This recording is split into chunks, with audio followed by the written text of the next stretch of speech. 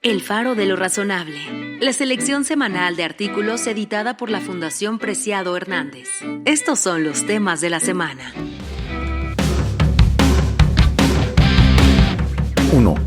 En su reportaje publicado en El País, Carlos Carbaña documenta cómo la respuesta del gobierno veracruzano ante las lluvias torrenciales en Poza Rica llegó con un retraso fatal.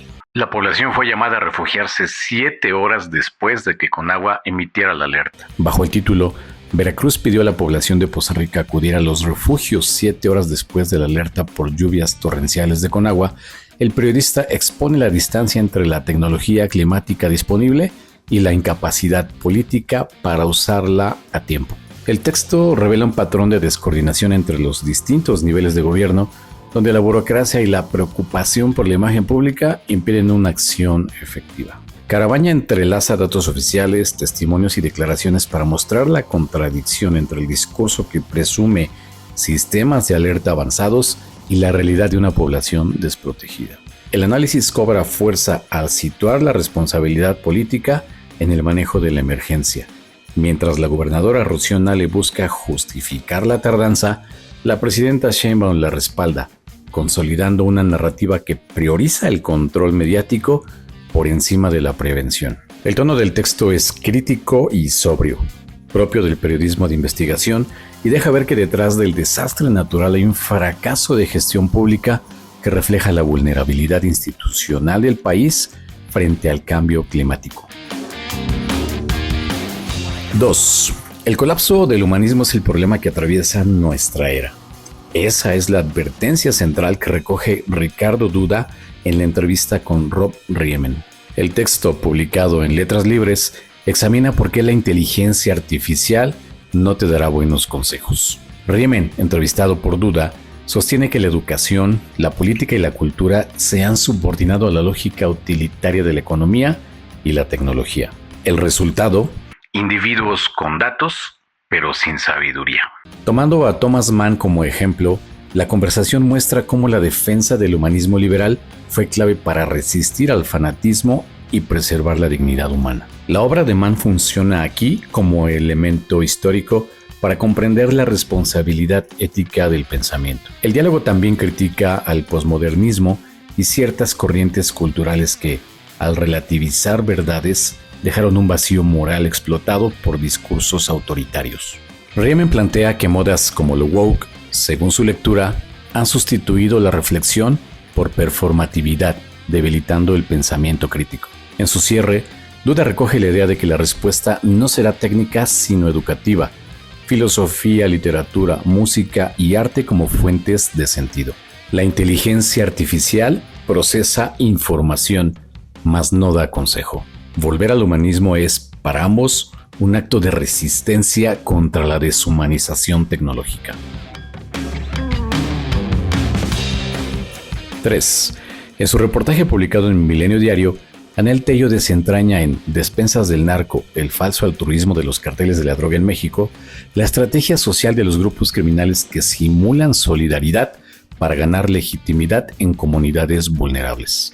A partir de los recientes repartos del Cártel Jalisco Nueva Generación en zonas afectadas por las lluvias en Veracruz, la autora muestra cómo la violencia organizada se disfraza de beneficencia en contextos donde el Estado llega tarde o no llega.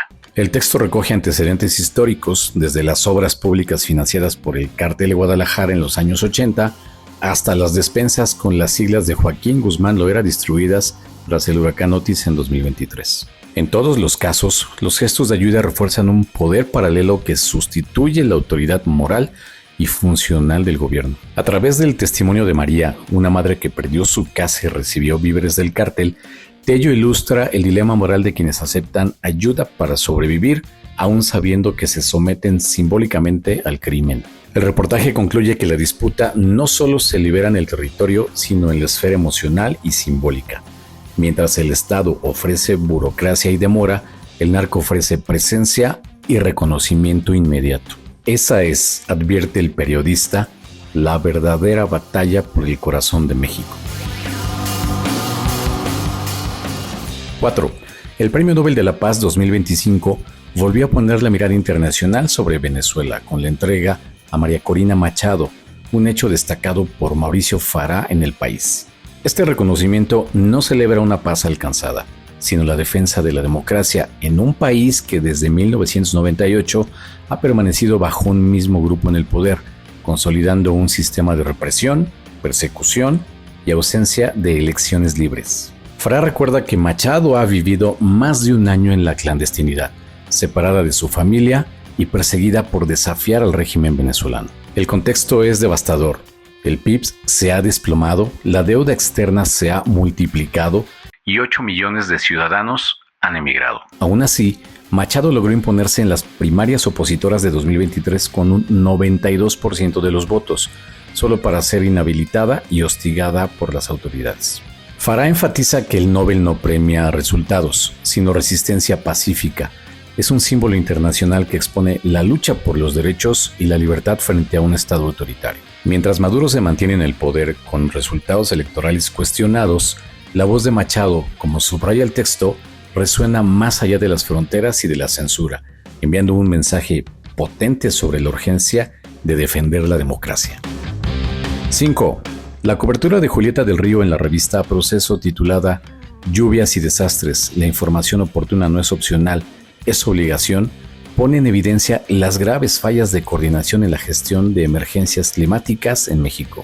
De acuerdo a la periodista, en Veracruz, cuando Conagua emitió alertas de lluvias torrenciales, la población de Poza Rica recibió indicaciones para acudir a refugios 7 horas después. Un retraso que refleja la desconexión entre los protocolos y su implementación efectiva. Del Río documenta cómo la tardanza no solo pone en riesgo vidas humanas, sino que también erosiona la confianza ciudadana en las autoridades. La gobernadora y los distintos niveles de gobierno, pese a presumir tecnología de alerta temprana, demostraron que la planificación no siempre se traduce en acción. La columna evidencia además la creciente frecuencia de fenómenos climáticos extremos y plantea la necesidad de que la información y la logística de protección sean tratadas como una obligación, no como una opción, subrayando la responsabilidad del Estado frente a la población afectada.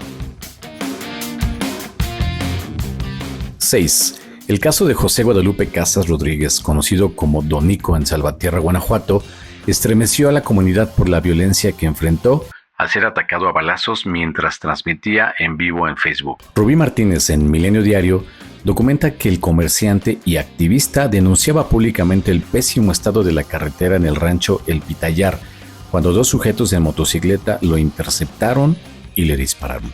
A pesar de sus heridas, Don Nico continuó grabando, despidiéndose de su familia y pidiendo cuidado para sus hijos, un acto que refleja tanto coraje como desesperación. 4 días después, el 11 de octubre de 2025, falleció a causa de los disparos. Martínez destaca que este asesinato no fue un hecho aislado. Don Nico había recibido previamente amenazas y extorsiones, y su familia ya había solicitado protección ante las autoridades municipales de Morena. La columna también contextualiza la violencia en Salvatierra, donde la presencia del cártel de Santa Rosa de Lima convierte a la región en un escenario de alto riesgo y expone la fragilidad de la seguridad local frente a la acción del crimen organizado. 7. El otorgamiento del Premio Nobel de la Paz a María Corina Machado ha sido interpretado como un movimiento de alto impacto tanto moral como geopolítico. Alejandro Cardoso Uzcategui, en Foreign Affairs Latinoamérica, destaca que más allá de reconocer la lucha democrática pacífica de Machado, el galardón adquiere un valor estratégico dentro de la confrontación global entre democracias liberales y autoritarismos. Cardoso apunta que este premio legitima el liderazgo opositor de Machado frente a Nicolás Maduro y redefine las alianzas hemisféricas, transformando un acto simbólico en un instrumento político. Machado es descrita como una estratega de clase mundial capaz de combinar el discurso democrático con una narrativa de disuasión militar que coincide con la estrategia estadounidense de tratar al régimen madurista como un cártel criminal. Esto permite a Estados Unidos maniobrar en el Caribe con menos restricciones internacionales. El análisis también sigue la reacción global ante el Nobel, desde Trump y Milei hasta Petro, Lula y Putin, mostrando cómo Venezuela se convierte en un catalizador del reordenamiento geopolítico donde se enfrentan la visión liberal y la revisionista. El texto de Cardoso subraya la resiliencia de Machado frente a la decadencia del chavismo, mientras que el premio se proyecta como un mensaje internacional sobre la defensa de la democracia en un país marcado por la represión y el control autoritario. Estos fueron los temas de la semana. El Faro de lo Razonable es un proyecto de la Fundación Preciado Hernández con base en el Melquíades de la Fundación Española Reformismo 21.